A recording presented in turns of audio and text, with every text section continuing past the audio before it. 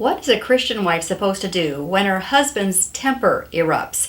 Maybe you're in the middle of a disagreement, it's starting to get a little bit heated, you disagree with him, he disagrees with you, and he's starting to get angry and maybe even saying some things that are hurtful. Well, first of all, I would just want to say that you need not put up with emotional abuse. In fact, Colossians 3:19 tells husbands, "Husbands, love your wives and do not be harsh with them." So you need not put up with emotional abuse. But I'm not really talking about abusive situations right now. I'm just talking about what to do when things are starting to get heated and you can tell that if this keeps on going, it's not going to end well. What can a wife do? Well, I want to give you just two super practical little things that sometimes we don't think about doing, but they could help in that situation. The first one is this. As things start to get heated in the argument, how about if you stop arguing? I know, it's so simple, it's almost ridiculous, right? And I don't mean that you just give in and concede and just do everything that he wants to do his way. But what I'm saying is you could simply pause and say, you know what?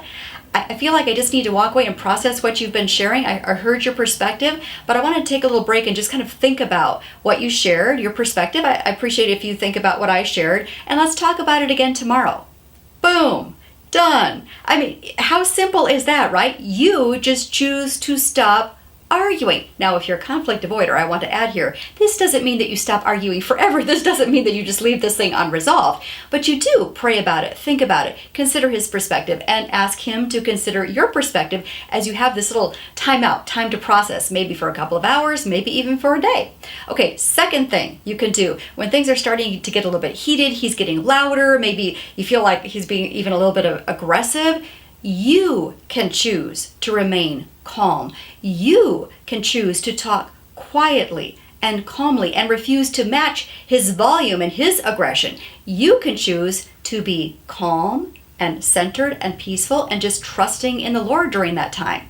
You know, sometimes it's easy to just give tit for tat, right? I mean, he gets angry, then you get angry. He says something a little bit mean, and then you feel like you can, just lash back at him. And that never ends well either. So what if you are the one that chooses to remain calm, chooses to talk quietly? Often that will bring him back down to that level if you don't match his temper. Do you see what I mean? And again, go back to that first thing, that first tip. Choose to simply walk away and say, you know what, I need to take a little time out to process what you've been sharing before we continue the discussion. That's always a great fallback and will often help you avoid a huge escalation of the argument so that you both say things you might regret later.